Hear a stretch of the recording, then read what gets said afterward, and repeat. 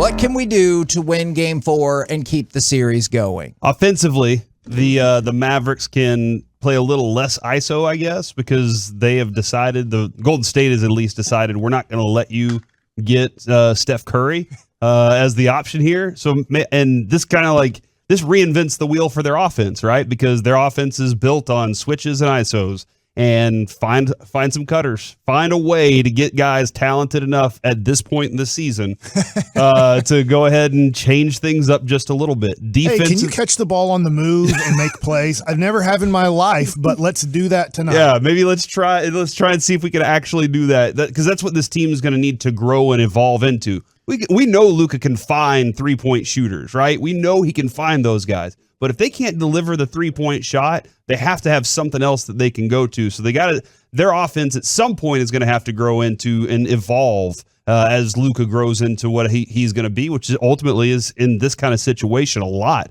in the Western Conference Finals, based on the fact that he was the one that got them here. So now you got to figure out ways to grow and evolve as an offense. That's it offensively. On the defensive side, rebound the ball. Try and catch up to what they're doing, and which is very difficult because they do Tell so Dwight much so Powell well. it's a bad team. And then he'll dominate. Okay. It's going to be tough. They've proven they're way better.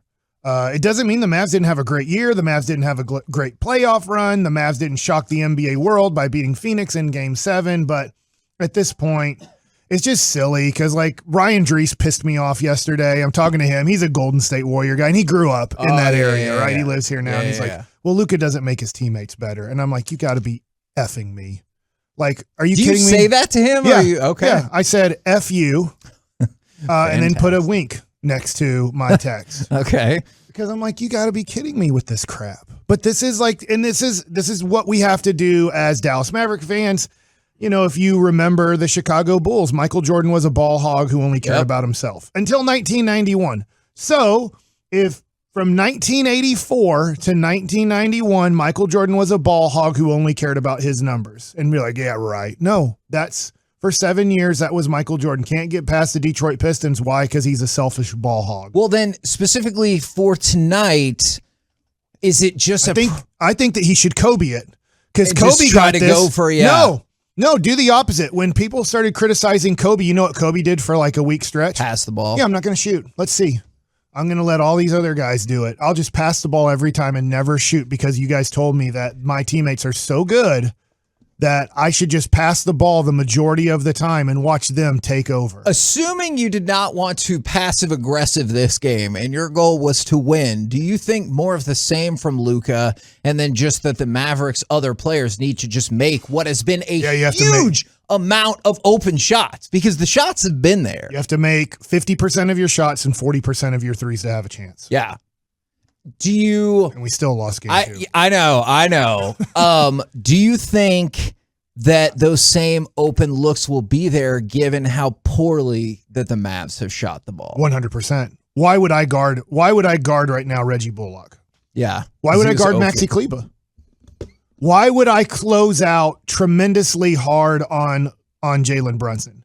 Why did Jalen Brunson make those shots in game 2? Part of it was they're like, well, I mean, he shot 19% from 3 in the last series. How hard should we close out? Dinwiddie's had, obviously, a tough playoffs overall. He's had some really good games. But when you're Golden State, even at halftime, when the Mavericks were 15 of 27 in game 2, what did Steve Kerr say? We're just going to bet they're not going to make them. That's our bet. Our bet is they can't keep doing that, and they didn't. Now, that being said, the Mavs can win this game based off of Golden State's caring of this game. A lot of teams don't care up 3-0, and they're going back home. See that. So that's, to me, the major hope is that Golden State might go, hey, we don't need to play Otto Porter Jr. He has a little bit of an injury the other night, and I haven't seen the injury report if he's doubtful or not going to play or whatever, but you could look at it and they could go, hey, let's see if our younger guys can maybe play a little bit more. It's weird, right? We were worried a little bit about Kuminga and how much would he play on Luka, and I was like, good. They played Moody the other night, which, look, this is the education of a young team. We closed out like 3 times on Moody like it was Jordan Poole. What? What do you mean by young? He's 19 or 20 years old. So it was like, guys, I'm sitting there next to John, former intern of 105.3 The Fan, and I'm like, dude, stop closing out on Moody. Like, let him take every time that's Josh Green out there. Like, he's way more talented than Josh Green will ever be. It doesn't mean that they won't be good or bad players in the NBA, but what are we doing? Do you notice how when Josh Green gets the ball, they're like, this is the greatest thing that's ever happened in the world on our defense because now they've thrown it to a non-factor, or Frank Ntilikina? Like, if Moody or Kuminga go out there and they catch the ball at the 3-point line, don't run at them. Dare them to shoot.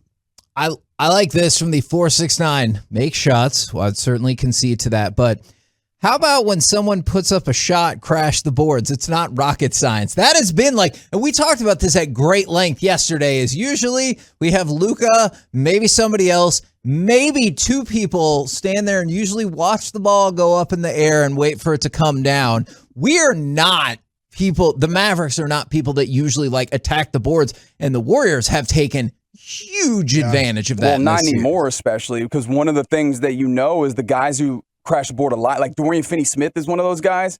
That guy is tired. Yeah. Right? Like, you see a lot of their shots are coming up short, and that's in part because they don't have legs. Those guys are playing 40 minutes a night trying to run after Steph and Clay and whoever it is that they're charged with guarding. I mean, I wonder if they trying to get this. shots and need to then crash the board and go try and jump and get boards over guys that are oftentimes taller than them. Jalen Brunson's boxing out Draymond Green. Good luck.